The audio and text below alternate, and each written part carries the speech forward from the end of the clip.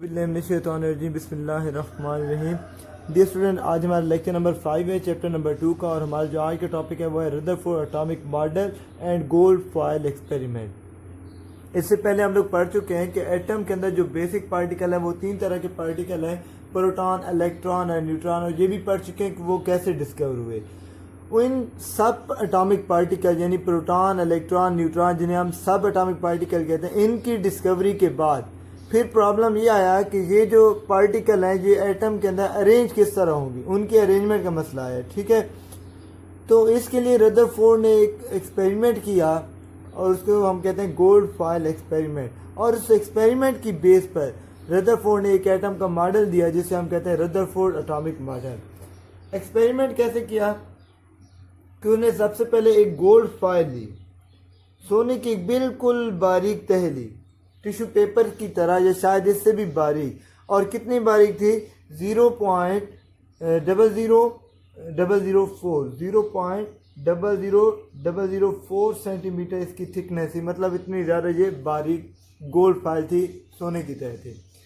उसके इर्द गिर्द उन्होंने क्या लगा दी? फोटोग्राफिक प्लेट लगा दी चारों साइडों पे। ठीक है, फोटोग्राफिक प्लेट लगाने के बाद उसने क्या किया कि एक अल्फा पार्टिकल के लिए पोलोनियम का सोर्स दिया। अल्फा पार्टिकल याद रखें वो पार्टिकल है जो कि हीलियम के निकले हैं। मतलब हीलियम के ऊपर जब +2 चार्ज आ जाता है तो हम कहते हैं कि ये आपके पास कौन से पार्टिकल है? अल्फा पार्टिकल है। हीलियम के न्यूक्लियाई होते हैं, यानी कि इक्वल होते हैं, इनको हम कहते हैं अल्फा पार्टिकल। उन्होंने क्या किया कि एक पोलोनियम मेटल ली, पोलोनियम जो कि हैवी मेटल है, उसके ऊपर जब हम मतलब है कि उससे एमिट होती हैं अल्फा रेज।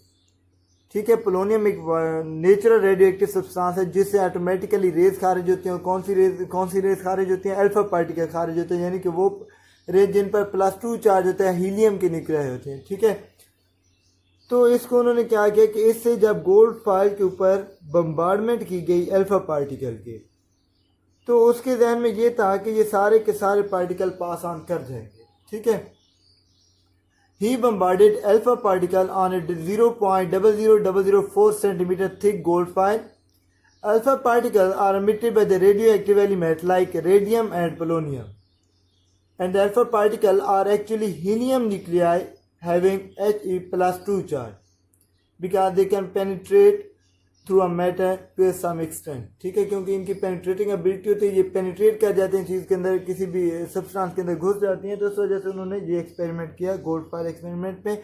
यहाँ पर ये जो रेज थी ये हीलियम के निकलाई थी, इनके ऊपर +2 चार्ज है। ठीक है, जब उसने बम्बार्डमेंट की गोल्ड फॉयल के ऊपर तो ऑब्जर्वेशन क्या हुई, क्या हमें नजर आया कि ये जो रेज थी ज़्यादातर ये रेज क्या हो गई? पास ऑन कर गई। मोस्टली बहुत ज़्यादा रेज थी जो कि इस गोल्ड फॉयल से पास ऑन कर गई। चंद एक ऐसी रेज थी जो कि यहाँ से क्या हुई कि ख़ास एंगल पर डिफ्लेक्ट हो गई। ये यहाँ से आप कह सकते हैं कि ख़ास एंगल पर डिफ्लेक्ट हो गई, जो कि हमें यहाँ इस फोटोग्राफिक प्लेट पर नजर आए। और बहुत ही कम ऐसी रेज थी जो यहाँ से टकराने के बाद बिल्कुल वापस आ गई। ये कह सकते हैं कि मोर देन 90 के एंगल से वो क्या हो गई? वापस आ गई। मैं दोबारा रिपीट कर रहा हूँ, 3 तरह की रेज थी। ज़्यादातर रेज वो थी जो कि यहाँ से क्या हो गई? पास ऑन कर गई। चंद एक ऐसी रेज थी जो कि एक ख़ास एंगल पर डिफ्लेक्ट हो गई, मुड़ गई। और बहुत ही कम ऐसी रेज थी जो बिल्कुल यहाँ से टकराने के बाद कम बैक कर गई। ये थी इसकी ऑब्जर्वेशन। उसके बाद ऑब्जर्वेशन के अंदर ये कहता है कि almost all the particle pass through the foil undeflected, कि तकरीबन सारे के सारे पार्टिकल जो थे वो अनडिफ्लेक्टेडली स्ट्रेट लाइन में क्या कर गए? गोल्ड फॉयल से पास ऑन कर गए। Out of 20,000 particle only few were deflected at fairly large angle and very few bounce back on hitting the gold foil, कि ज़्यादातर जो थे वो तो पास ऑन कर गए। 20,000 में से चंद एक ऐसे थे जो कि क्या हो गए? एक ख़ास एंगल पर डिफ्लेक्ट हो गए। और उनसे भी कम ऐसे एलिमेंट जो बिल्कुल टकराने के बाद वापस आ गए। ठीक है, ये थी उसकी ऑब्जर्वेशन। ऑब्जर्वेशन के बाद रिजल्ट क्या हुए और उन्होंने क्या क्या चीज़ यहाँ से डिटेक्ट की, उसके मुताबिक पहला जो पॉइंट है वो है कि since most of the particle pass through the foil undeflected through most of the volume, most of the volume occupied by an atom is empty। मतलब ये कि ज़्यादातर जो पार्टिकल थे वो फाइल में से क्या हो गए, पास ऑन कर गए, जिससे ये चीज़ साबित होती है कि इस फाइल का ज़्यादातर हिस्सा खाली है, फाइल का नहीं सॉरी एटम का, क्योंकि ये जो फाइल है ये किस चीज़ से मिलकर बनी हुई है, एटम से मिलकर बनी हुई है। तो ये चीज़ साबित हो गई कि क्योंकि ये रेज पास ऑन कर गए इस फाइल में से, तो मतलब एटम का ज़्यादातर हिस्सा एम्प्टी है, मतलब वहाँ पे उनको इन रेज को रोकने वाली कोई चीज़ नहीं थी। तो इसे ये डिराइव किया जा सकता है कि एटम का ज़्यादातर हिस्सा क्या है, खाली है। ठीक है, अगर इसको एटॉमिक व्यू के बारे में लिखना चाहें, एटॉमिक व्यू में किस तरह, तो यहाँ पर अगर आप स्फेरिकल शेप बना लें, लेट्स सपोज ये आपके पास एटम पड़े हैं, ठीक है, तो जो रेज थी वो ज़्यादातर यहाँ से गुजर गई, यहाँ से गुजर गई, यहाँ से गुजर गई, यहाँ से गुजर गई। तो इससे ये चीज़ साबित होती है कि एटम का ज़्यादातर हिस्सा क्या है, एम्प्टी है, खाली है। ये था इसकी पहला पॉइंट रिजल्ट का। उसके बाद दूसरे पॉइंट में कहता है the deflection of a few particle prove that there is centre of positive charge in an atom which is called nucleus of an atom. अब आपको पता है कि जो सेम चार्जेस होते हैं वो एक दूसरे को रिपेल करते हैं, सेम चार्जेस एक दूसरे को क्या कहते हैं, रिपेल करते हैं। तो उन्होंने कहा कि ये जो रेज आई और यहाँ से खास एंगल पर क्या हो गई, डिफ्लेक्ट हो गई। इन रेज के ऊपर कौन सा चार्ज था, +2 चार्ज था। यहाँ से इनके डिफ्लेक्ट होने का क्या मकसद है कि यकीनन जहाँ पर कोई पॉजिटिव चार्ज था जिसकी वजह से इन्होंने अपना रास्ता क्या कर लिया, चेंज कर लिया, बाउंस बैक हो गई, मतलब इन्होंने अपने रास्ते से इनहराफ कर लिया, मुड़ गई अपने हिस्से से। ठीक है, तो डिफ्लेक्शन ऑफ पार्टिकल प्रूव है, यहाँ से अगर पास ऑन करते तो भी यहाँ से डिफ्लेक्ट हो जाते। तो इन रेज की जो डिफ्लेक्शन थी ये साबित करती है कि सेंटर के अंदर क्या चीज़ है, कोई पॉजिटिव चार्ज है। और बाद में सेंटर को हमने क्या नाम दे दिया, न्यूक्लियस का नाम दे दिया, जो कि एटम का क्या है, सेंटर है। और इस न्यूक्लियस के अंदर कौन सी चीज़ होगी, बाद में हम पढ़ेंगे कि प्रोटॉन और न्यूट्रॉन। तो यहाँ पर इसका पॉजिटिव चार्ज होना ही ये बात साबित करता है कि प्रोटॉन न्यूक्लियस के अंदर मौजूद है। तो यहाँ पर He+2 था। ठीक है, ये था इसका दूसरा पॉइंट। तीसरे पॉइंट के अंदर ये कहता है the complete rebounds of few particle show that the nucleus is very dense and hard. मतलब ये कि जो रेज टकरा के वापस आ गए, इससे मुराद ये है कि जो न्यूक्लियस है वो क्या है, सख्त है, सख्त और भारी चीज़ है। जैसे कोई सख्त चीज़ से टकराए तो वापस ही आदमी गिरता है। ठीक है, चलते चलते दीवार पे टक्कर लगे तो आप पीछे ही गिरते हैं। ठीक है, तो मतलब ये कि सख्त चीज़ से टकराते हैं तो बाउंस बैक होते हैं।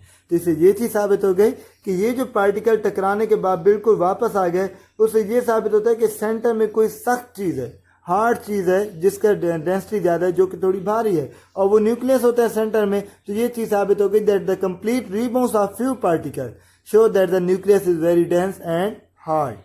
ठीक है जी। उसके बाद point number 4, since a few particles were deflected, it shows that the size of nucleus is very small as compared to the total volume of an atom। हाँ, ये बात थी। अब हमने कहा कि ज़्यादातर जो पार्टिकल थे वो क्या हो गए, पास ऑन कर गए। फिर हमने कहा कि चंद एक से भी कम मतलब पार्टिकल थे जो बिल्कुल वापस आए। इससे क्या मुराद है कि न्यूक्लियस कोई स्मॉल चीज़ है जिसकी वजह से सिर्फ यही चीज़ें वापस आ गई। अगर न्यूक्लियस कोई बड़ी चीज़ होती तो ये सारी चीज़ें वापस आ सकती थी। ज़्यादातर मोस्टली 20,000 में से तकरीबन 19,000 से ज़्यादा वो तो सीधी गुजर गई। और चंद एक थी, मतलब कह सकते हैं कि 5 थी, 6 थी या 10 थी या 20 थी, वो वापस आई। 20,000 में से 20 का वापस आना ये कितनी बड़ी बात नहीं। उसे ये चीज़ साबित होती है कि जो दरमियान में हमारे पास चीज़ है वो क्या है, स्मॉल चीज़ है। न्यूक्लियस जो है वो क्या है, स्मॉल है, उसका साइज स्मॉल है। इसकी वजह से थोड़ी रेस थी वो वापस आई। ठीक है, since few particle were deflected it show that the size of nucleus is very small as compare to the total volume of an atom. कि एटम का जितना वॉल्यूम है उसके अगर बात की जाए तो उसके मुकाबले में न्यूक्लियस बहुत ही स्मॉल चीज़ है। ठीक है, उसके बाद ये 5th पॉइंट में कहता है the electron revolve around the nucleus. तो ये उसकी थ्योरी थी कि जब पॉजिटिव सेंटर में है तो जो न्यूक्लियस के गिर्द इलेक्ट्रॉन जो है, यहाँ पर अगर न्यूक्लियस है तो उसने कहा कि इलेक्ट्रॉन जो है वो यहाँ पर रिवॉल्व करते हैं। ठीक है, न्यूक्लियस के गिर्द क्या करते हैं, इलेक्ट्रॉन रिवॉल्व करते हैं। 6th पॉइंट में कहता है an atom is a whole is neutral. Atom overall neutral है।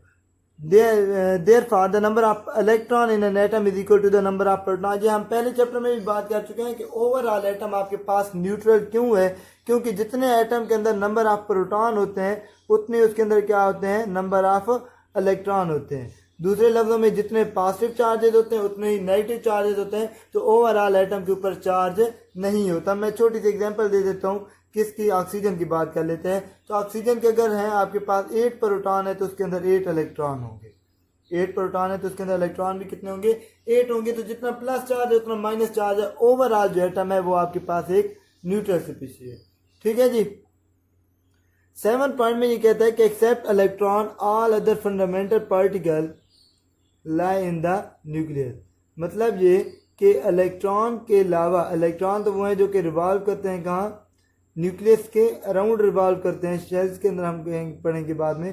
तो उसने कहा कि इलेक्ट्रॉन के अलावा जो भी पार्टिकल हैं, तो इलेक्ट्रॉन के अलावा कौन से पार्टिकल हैं, इलेक्ट्रॉन के अलावा हमारे पास पार्टिकल हैं जनाब प्रोटॉन और न्यूट्रॉन। तो उसने कहा कि इलेक्ट्रॉन के अलावा जो भी पार्टिकल हैं वो सारे के सारे कहाँ पे लाई करेंगे, न्यूक्लियस के अंदर। तो इससे ये मुराद है कि जो न्यूट्रॉन और प्रोटॉन है वो कहाँ पे लाई करते हैं, न्यूक्लियस के अंदर लाई करते हैं। ठीक है जी, ये इसका था पॉइंट नंबर 7। मैं दोबारा इनको रिवाइज कर लेता हूँ। Since most of the particle pass through the file undeflected therefore most of the volume occupied by N atom is empty. क्योंकि ज्यादातर जो पार्टिकल थे वो क्या हो गए, पास ऑन कर गए फाइल में से। इससे ये चीज जाहिर होती है कि एटम का ज्यादातर हिस्सा क्या है, खाली है। मतलब कि एटम के अंदर ज्यादातर जो स्पेस है वो क्या है, खाली है। दूसरा point, the deflection of few particle prove that there is centre of positive charge in an atom which is called nucleus of an atom. कि चांद एक पार्टिकल जो कि वापस आ गए या डिफ्लेक्ट हो गए, इससे ये साबित होता है कि सेंटर पे कोई पॉजिटिव चार्ज है। क्यों? क्योंकि पॉजिटिव चार्ज को रिपेल करता है। रेज हमने जो उसके ऊपर थ्रो की वो अल्फा रेज थी जिन पर पॉजिटिव चार्ज था, तो वो अगर अपने रास्ते से डिफ्लेक्ट कर रहे हैं तो इससे यही मुराद है कि सेंटर में कहीं पर पॉजिटिव चार्ज है, जिसका हमने न्यूक्लियस का नाम दिया। फिर हमने ये कहा कि जो टकरा कर बिल्कुल वापस आ गए, बिल्कुल बाउंस पर आ गए थे, तो वो बहुत कम। तो उससे ये चीज साबित होती है कि जो आपके पास न्यूक्लियस है वो वेरी डेंस एंड हार्ड है, कि वो सख्त है और भारी है, जिसकी वजह से वो टकरा कर वापस आ गए। और नेक्स्ट पॉइंट में कहते हैं क्योंकि चंद एक पार्टिकल वापस आए थे, तो इससे ये भी साबित होता है कि जो न्यूक्लियस है वो क्या है, स्मॉल है। फिर उन्होंने कहा कि जो इलेक्ट्रॉन है वो रिवॉल्व करते हैं अराउंड द न्यूक्लियस। और आखिर में 6 पॉइंट में ये कहते हैं कि एटम जो है ओवरऑल न्यूट्रल है।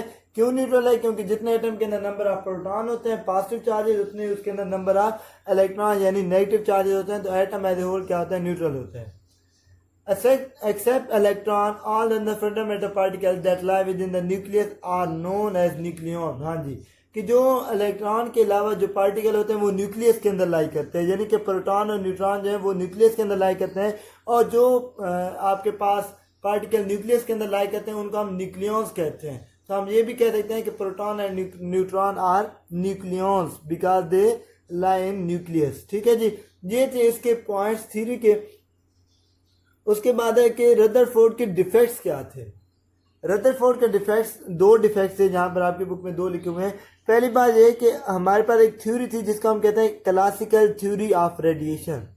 वो ये कहती है कि अगर आपके पास कोई भी चार्ज पार्टिकल है, अगर वो कॉन्टिन्यूसली रिवॉल्व करता है या मूव करता है तो उसको एनर्जी एमिट करनी चाहिए, उसको एनर्जी रिलीज करनी चाहिए। तो इलेक्ट्रॉन हमारे पास एक चार्ज पार्टिकल है, उसके ऊपर नेगेटिव चार्ज है, वो कॉन्टिन्यूसली यहाँ पर न्यूक्लियस है, तो इलेक्ट्रॉन यहाँ पर क्या कर रहा है, रिवॉल्व कर रहा है। यही हमने पढ़ा है। क्लासिकल थ्योरी कहती है कि जब चार्ज पार्टिकल रिवॉल्व करता है तो उसकी एनर्जी क्या होनी चाहिए, रिलीज होनी चाहिए कॉन्टिन्यूसली। और ये भी आपको पता हो कि जितनी ज़्यादा एनर्जी कम होती जाएगी तो ये नज़दीक आता जाएगा न्यूक्लियस के, क्योंकि उसके पास इतनी एनर्जी नहीं होगी कि वो ज़्यादा मूव करता जाए। तो वो न्यूक्लियस के नज़दीक आते आते आखिरकार उसकी एनर्जी बिल्कुल ज़ीरो होकर वो न्यूक्लियस पे गिर जाएगा। तो अगर इलेक्ट्रॉन न्यूक्लियस पे गिर जाता है तो फिर तो एटम का मॉडल ही कोलैप्स हो जाता है। ठीक है, तो उसने क्लासिकल थ्योरी ये कहती है कि इलेक्ट्रॉन चार्ज पार्टिकल है, अगर वो रिवॉल्व करता है कॉन्टिन्यूसली तो उसको एनर्जी कॉन्टिन्यूसली एमिट करनी चाहिए। और अगर कॉन्टिन्यूसली एनर्जी एमिट भी करता है, रिलीज करता है, तो उसकी एनर्जी कम होनी चाहिए। जब एनर्जी कम होगी तो वो उसका जो ऑर्बिटल है वो कम होते होते आखिरकार उसने कहाँ पे गिर जाना है, न्यूक्लियस पे गिर जाना है। मिसाल के तौर पर मैं बच्चों को कहता हूँ कि आपने जनाब दौड़ लगानी है। जब बच्चा यहाँ से दौड़ लगाना शुरू करेगा, थकते जाएगा, तो वो क्या करेगा, अपने ट्रैक को थोड़ा शार्ट कर देगा। फिर जब शॉर्ट करेगा फिर वो भागेगा, उसकी एनर्जी कहाँ पहुँच जाएगी, आखिरकार उसने गिर जाना है। ठीक है। इलेक्ट्रॉन का भी मामला कुछ इसी तरह है कि इलेक्ट्रॉन एक चार्ज पार्टिकल है, तो क्लासिकल थ्योरी कहती है उसे जब मूव करता रहेगा तो उसको कॉन्टिन्यूसली एनर्जी एमिट करनी चाहिए, और जब वो कॉन्टिन्यूसली एनर्जी एमिट करता है तो आखिरकार उसे न्यूक्लियस पे गिर जाना चाहिए, और अगर वो गिर जाता है तो फिर एटम का मॉडल ही कोलैप्स हो जाता है। उसके बाद जो नेक्स्ट है वो हमारे पास है जनाब कि if the electron emit energy continuously, कि अगर इलेक्ट्रॉन मूव करता है और कॉन्टिन्यूसली एनर्जी एमिट करता है तो स्पेक्ट्रम आना चाहिए कॉन्टिन्यूस। अब कॉन्टिन्यूस और लाइन स्पेक्ट्रम की मैं यहाँ पे तस्वीर लगा देता हूँ थोड़ी देर में। तो कॉन्टिन्यूस स्पेक्ट्रम वो होता है जिसके अंदर हम क्या कर सकते हैं कि इलेक्ट्रॉन कहाँ पे एक कलर ख़त्म हो रहा है और कहाँ पे दूसरा कलर आ रहा है। अच्छा जी, स्पेक्ट्रम होता क्या है, बेसिकली स्पेक्ट्रम होता है कलर्स की एक आपके पास पट्टी होती है, ठीक है, स्ट्रिप होती है कलर की, जैसे रेनबो होती है ना, उसके अंदर कलर होते हैं, 7 कलर होते हैं, वो भी आपके पास एक स्पेक्ट्रम की ही एग्जांपल है। ठीक है। यहाँ पर भी मैं तस्वीर लगा रहा हूँ, आपके पास कॉन्टिन्यूस स्पेक्ट्रम है और दूसरा कौन सा आपके पास लाइन स्पेक्ट्रम है। तो जो कॉन्टिन्यूस स्पेक्ट्रम होगा, तो कॉन्टिन्यूस स्पेक्ट्रम में हमें ये होगा कि हमें पता नहीं चलेगा कि कहाँ पे कौन सा कलर एंड हो रहा है। ठीक है। यहाँ पर जो आपको नज़र आ रहा है पहले कॉन्टिन्यूस स्पेक्ट्रम, जिसमें आपको ये नहीं समझ आ रहा है कि कहाँ पे कौन सा कलर एंड हो रहा है। ठीक है। और जो दूसरा हमारे पास है वो हमारे पास है इमिशन लाइन या एब्जॉर्प्शन लाइन, ये दोनों है आपके पास लाइन स्पेक्ट्रम की टाइप्स हैं। ठीक है। यहाँ पे आपको बाकायदा एक लाइन नज़र आ रही है जिससे आप सेपरेट कर सकते हो कि कौन सा कलर कहाँ पे ख़त्म हो रहा है, कौन सा कलर कहाँ पे स्टार्ट हो रहा है, तो इसको हम कहते हैं लाइन स्पेक्ट्रम। तो जो रदरफोर्ड का मॉडल है उसमें कॉन्टिन्यूस स्पेक्ट्रम रहना चाहिए था, पर प्रैक्टिकली लाइन स्पेक्ट्रम हासिल होता है। फिर बाद में बोहर ने इसकी एक्सप्लेनेशन की कि ये लाइन स्पेक्ट्रम क्यों आता है, तो कॉन्टीन्यूस की जगह लाइन स्पेक्ट्रम का आना ये भी एक डिफेक्ट था। तो ये था हमारा आज का टॉपिक। नेक्स्ट टॉपिक होगा इंशाल्लाह बोहर एटॉमिक मॉडल। तब तक के लिए अल्लाह हाफिज़, दुआ में याद रखिएगा। Thank you very much.